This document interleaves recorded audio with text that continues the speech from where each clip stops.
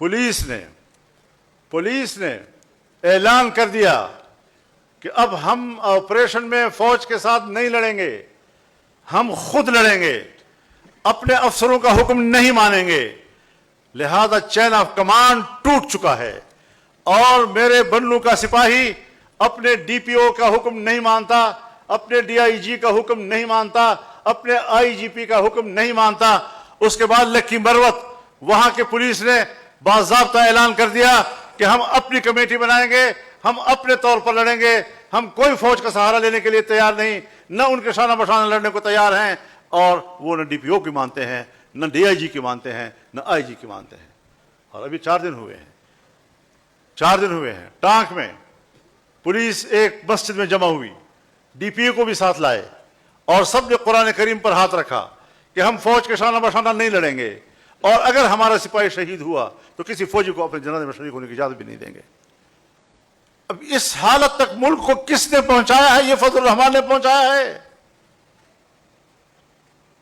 तुम्हारे अपने फोर्सेस तुम पर एतमाद नहीं कर रहे, तुम्हारी पॉलिसी से मायूस हो चुके हैं, तो कभी अपने गिरबान में भी झांको ना। अब तुम फरिश्ते तो नहीं हो कि मासूम हो, तुम गलती नहीं करते, लेकिन मेरे मजमून को समझो। तवानाइयां पाकिस्तान के ऊपर अपनी सियासी गिरफ्त मजबूत करने में सर्फ हो रही हैं, और आज भी जो तुमने शुहदा का मसला उठाया है, तुम अपने मुल्क में सियासी तसल्लुत और सियासी गिरफ्त को मजबूत बनाने के लिए शुहदा के खून को बतौर ईंधन इस्तेमाल करने की कोशिश कर रहे हैं। अस्सलामु अलैकुम नाज़रीन इकराम, आपको मुकम्मल तकरीर दिखाते हैं। आज तो मौलाना फजल रहमान ने तमाम हदें ही पार कर दी। आज मौलाना फजल रहमान ने वो कुछ कह दिया कैमरे के सामने जो नहीं कहना चाहिए था। मौलाना फजल रहमान ने कहा कि तुम किस मिट्टी से बने हो, तुम इस बात की समझ क्यों नहीं आती कि मुल्क के अंदर इस तरह मामलात नहीं चल सकते। अगर आप जमहूरियत मजबूत करना चाहते हैं, पहले समझे तो सही जमहूरियत चाहती क्या है। आप ये वीडियो देखिए, फिर इस पर बात करते हैं। कि मैंने कहा कि हम लश्कर नहीं बनाएंगे। आप कबीलों से कह रहे हैं जगह जगह पर कि तुम लश्कर बनाओ और लड़ो। हमने कहा कि नहीं, ये अवाम की जिम्मेदारी नहीं है, इसके लिए आप हैं, आप ही भर्ती होते हैं, पेट ही बांधते हैं, लेकिन फिर भी पाकिस्तान के अवाम ने आपको अखलाकी तौर पर सपोर्ट किया है।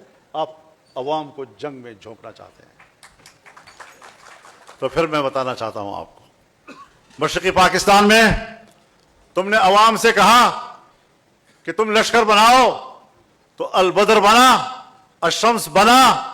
उसने पाकिस्तानी फौज के शाना बशाना लड़ाई लड़ी। आज भी वो दुश्मनी बरकरार है या नहीं अवामी लीग और जमात इस्लामी की? बिल्कुल। आज भी जमात इस्लामी के लोगों को फांसियां नहीं दी गई। तो तुम हमारी कौम को और आम आदमी को इस तरह के दुश्मनी में उलझाना चाहते हो? और मैं क्यों लश्कर बनाऊं?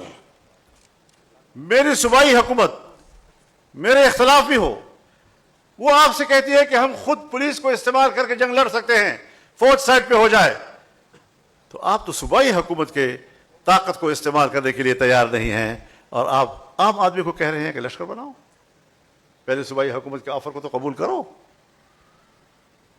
और नतीजा ये निकला है, शायद बलूचिस्तान के और सिंध के दोस्तों को मालूम ना हो या पंजाब के लोगों को मालूम ना हो, खैबर पख्तूनख्वा के वो कला जानते हैं कि बन्नू में कितनी दफ़ा चंद महीनों के अंदर अंदर छावनी पे हमले हुए, दाखिल हो गए। अभी हाल ही में कितने थानों पे उन्होंने कब्जे किए, कई दिन तक काबिज रहे, और बिल आखिर पुलिस ने ऐलान कर दिया कि अब हम ऑपरेशन में फौज के साथ नहीं लड़ेंगे, हम खुद लड़ेंगे, अपने अफसरों का हुक्म नहीं मानेंगे। लिहाजा चेन ऑफ कमांड टूट चुका है और मेरे बन्नू का सिपाही अपने डीपीओ का हुक्म नहीं मानता, अपने डीआईजी का हुक्म नहीं मानता, अपने आईजीपी का हुक्म नहीं मानता।